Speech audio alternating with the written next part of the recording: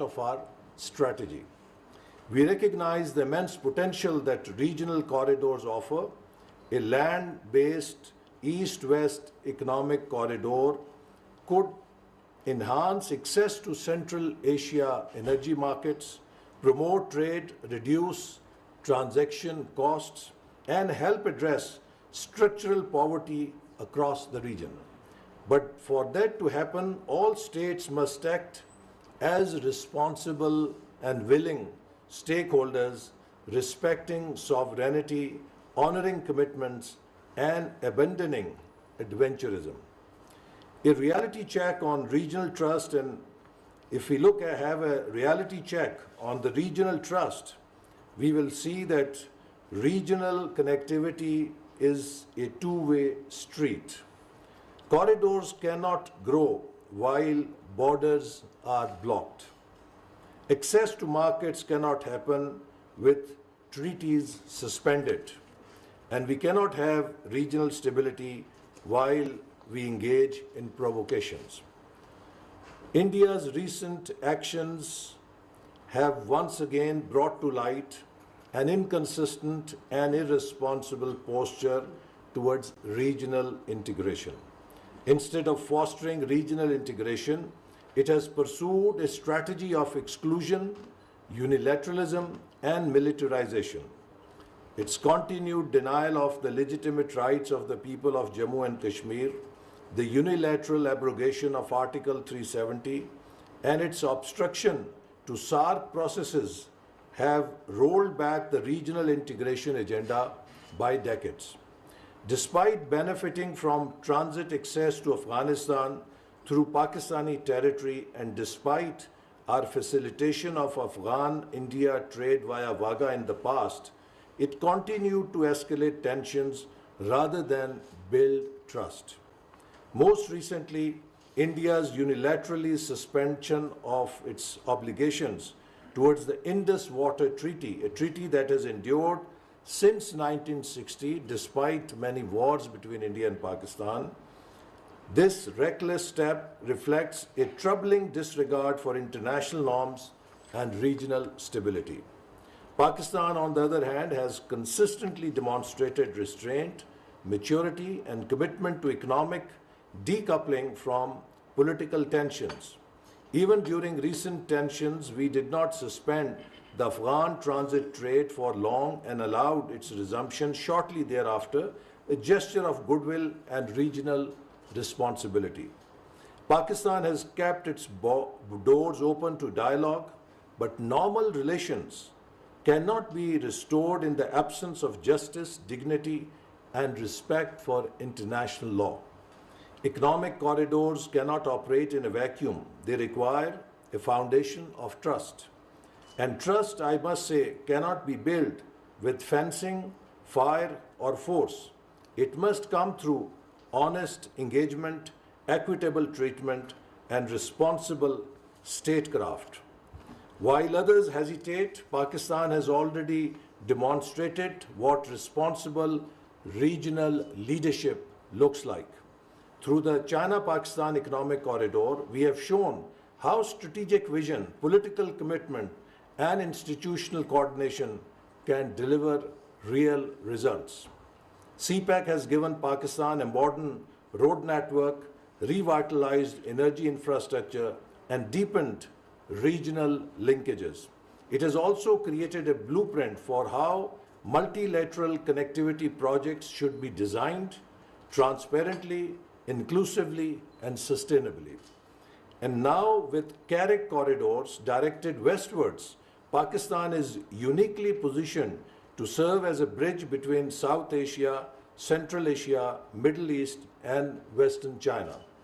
Let me also state clearly, Pakistan welcomes the participation of all partners, regional or global, in the development of such corridors, so long as the engagement is grounded in mutual respect, shared benefits, and strategic balance.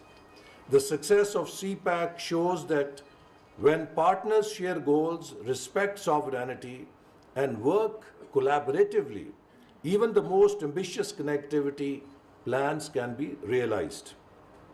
I would like to here in this situation also acknowledge the leadership of President Trump for saving South Asia from a wider conflict and bringing an end to war and urging both sides to negotiate peace and peace through trade. I think it is a welcome initiative of United States. Ladies and gentlemen, some argue that current tensions preclude any economic engagement, but this reasoning does not stand the test of global precedents.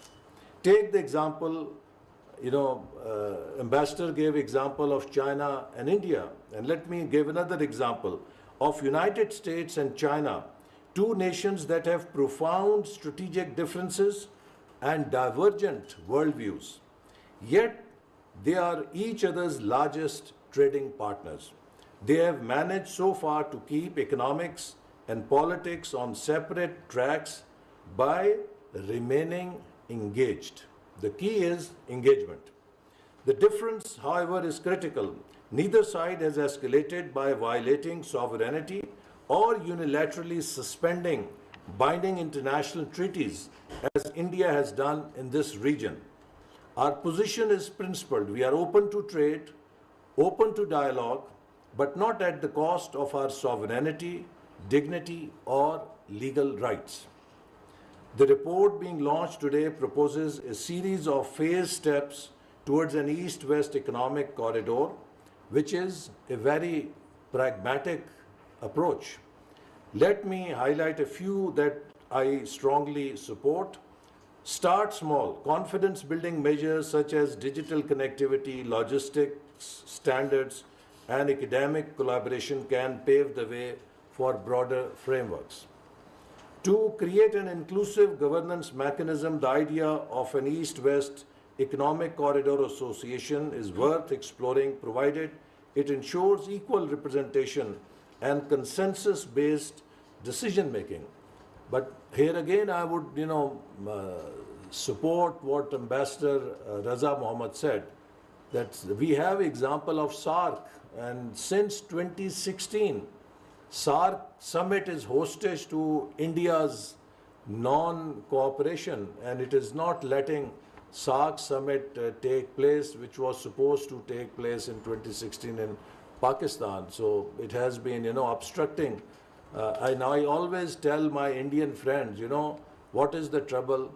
The trouble is that if you only had 1/4 the size of your geography, size of your heart, this region would be very different. So, unfortunately, we are caught in a situation where in India, political leadership uses paranoia about Pakistan for their domestic legitimacy. I've been in politics since 1993. It is 30 years now. And it is for the consideration of Dr. Rafiq Dosani that they might want to do another research project. That, if you look at the psychology of those countries in the world which have thousands of years of roots in history, no country has felt so insecure about itself like India feels insecure about itself.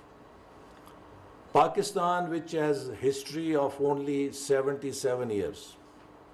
Pakistan did not have any root in history, whether geographic or ethnic or any other root as a nation state. So we are just a 77-year-old state. But I do not recall a single election in Pakistan in my past 30 years where any Pakistani politician has used India card to arouse sentiments of the voters to get some political legitimacy. India has been absent from all our elections since last 30 years. All our elections are contested on local issues.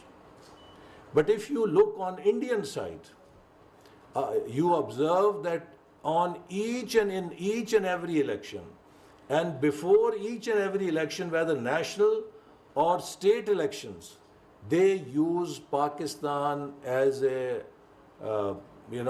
bogey or some kind of a hate card to get their domestic legitimacy. And that is why शायर ने कहा कि सरहदों पे बहुत तनाव है क्या, कुछ पता तो करो चुनाव है क्या. So every time there is चुनाव in India, सरहदों पे तनाव क्यों हो जाता है? Because the leaders in India still feel somehow that they need Pakistan bashing in order to get their domestic support or domestic legitimacy. Now, India is not part of our political discourse at all.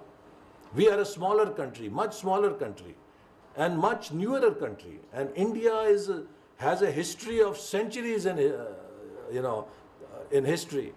Is 7 times big, 1.5 billion population, and yet it feels so insecure that every time they are either nearing state elections or they are close to general election, they need to whip up this anti-Pakistan sentiment in order to keep their domestic base together or unified. So, I mean, I think what is this psychology? Maybe Rand Corporation needs to, undertake some research project and also educate itself, the world, and us also. So we would like to know that what's happening. Why is India carrying that insecurity in its national psychology, that it's so obsessed and paranoid about Pakistan? But I think time has come that, we must rise above these things, because it is not just India and Pakistan. It is future of the whole South Asia that is at stake. And unless we can resolve these issues and allow regional integration, prosperity will not come to this region. वफाकी वज़ीर मनसूबाबंदी और तरक्की अहसन इकबाल इस्लामाबाद में तकरीब से खिताब कर रहे थे. उन्होंने कहा कि पाकिस्तान इलाकाई रवाबित को फ़रोग़ दे रहा है.